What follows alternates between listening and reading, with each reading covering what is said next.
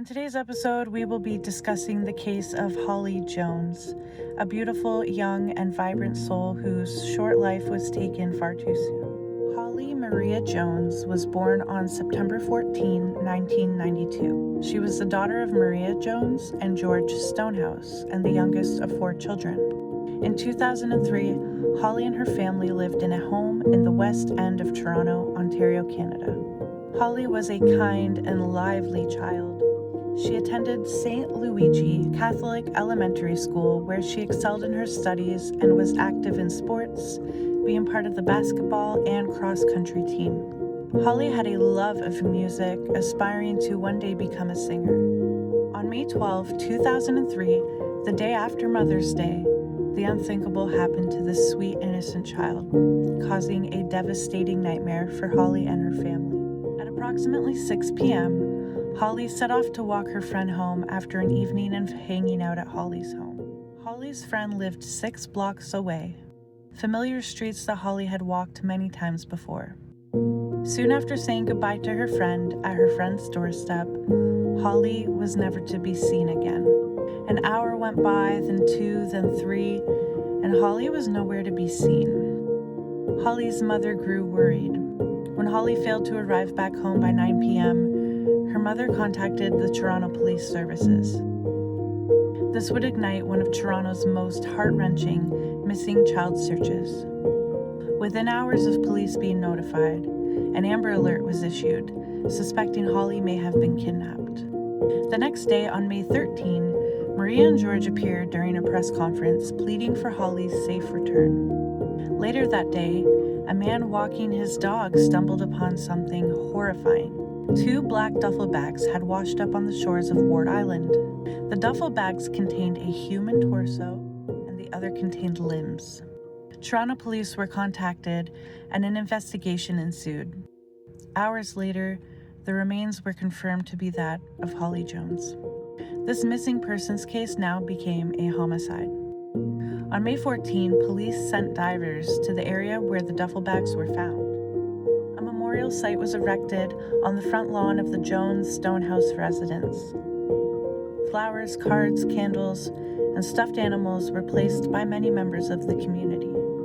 Her friends, family, classmates, neighbors, and all who knew or didn't know Holly were now joining the family in mourning. The following day, police set up a search to find the clothing that Holly was wearing, as the human remains recovered did not contain clothing. Police then asked the public for help in identifying 2 men who boarded ferries headed to Toronto Island near the area where the remains were found. 2 men were spotted carrying similar bags of luggage to those that washed up on shore around the same time of its discovery. One of these men ends up coming forward and is cleared as a suspect. Eventually, the investigation will move away from these men being suspects altogether. Days go on, and the Toronto Police Services tip line receives 1,650 tips. The police continue to plead to the public for information, no matter how small the tip may seem. On May 20, 2003, Holly was laid to rest. Her funeral is held at St. Vincent de Paul Roman Catholic Church, the same church she was baptized in and received her first communion, major milestones in the Catholic faith. Hundreds came to attend, including, at the time, the Premier of Ontario, Ernie Eves, Mayor of Toronto, Mel Lastman, and the Chief of Police, Julian Fantino. The next day, Toronto police continued their exhaustive search.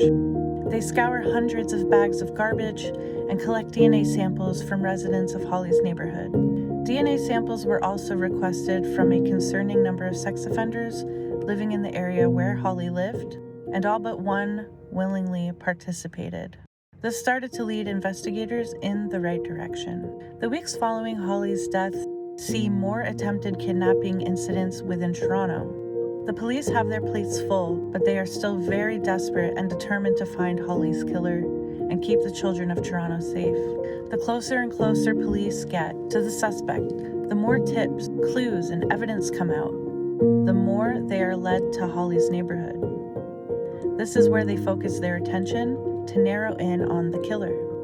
More attempted kidnappings are occurring. Police presence in Toronto's West End is ramping up more and more.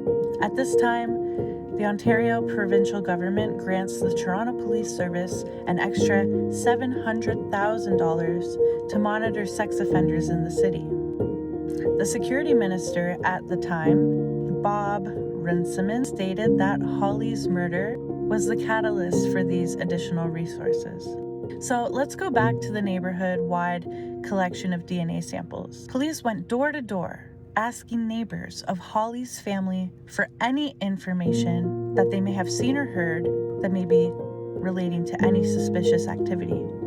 Men were particularly asked for their whereabouts the night of the abduction and DNA samples, as well as 200 known sex offenders living within a 3-kilometer radius in the area that Holly lived in. So these sex offenders and men in this neighborhood were asked to provide a DNA sample through buccal swabs. And as I mentioned earlier, only one man did not comply, which raised the eyebrows of the investigators.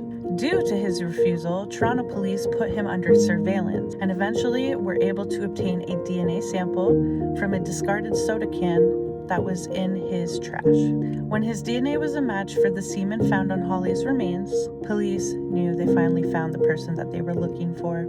Finally, on June 20, 2003, a 35-year-old Michael Briere was arrested for the murder of Holly Jones. Michael was a software developer and lived in the west end of Toronto near Holly's home. He was not a known sex offender. In fact, he had no prior criminal record. He lived alone in a basement apartment and was described as quiet, who mostly kept to himself. He was in a brief marriage in 1993, but was divorced by 1997. Michael became a couch potato, often working on the computer and playing video games in his spare time. What many did not know was Michael had dark and twisted fantasies and interests. After Briere's arrest, police uncovered these deeply disturbing details, including his interest in CSAM, which he later admitted to investigators played a direct role in Holly's murder. Unfortunately, this would lead Briere to act on these fantasies when he abducted Holly. When police arrested Briere and they searched his home, they found more pertinent evidence that would add to a rock-solid case against him. Carpet fibers in his apartment matched fibers that were found on Holly's remains. Green duct tape was also found, similar to the tape used to wrap Holly's remains. Various tools consistent with the dismemberment were also of evidentiary value. Not only did he live in the area, but he lived near to where Holly was abducted. This mountain of evidence would solidify their case against Briere and avoid a lengthy trial. On June 17, 2004, Michael Briere pleaded guilty to first-degree murder in a Toronto court. By pleading guilty, he avoided a trial which spared Holly's family and the public from having to endure the graphic details of his horrific crime in court. Briere confessed luring Holly to his apartment, strangling her, then dismembering her body and disposing of it by placing it in duffel bags and discarding these bags in Lake Ontario. Under Canadian law, a first-degree murder conviction carries an automatic life sentence without the possibility of parole for 25 years. Justice David Watt sentenced Briere accordingly. Briere showed little emotion during his sentencing, not even when the judge emphasized the heinous and inhuman nature of his crime. This awful case did come with some positivity, however. It set a precedent for how police use DNA canvassing and how child exploitation cases are taken seriously in Canada. This case became the focal point in discussions relating to internet child pornography and violent offensing. It demonstrated how community-wide DNA collection and forensic science could solve cases where suspects had no criminal record. Holly's case also highlighted the large gaps in community awareness of high-risk individuals. In Canada, there is no public sex offender registry, meaning you have no idea if you are living in the area of, or even next door to, a known and convicted sex offender.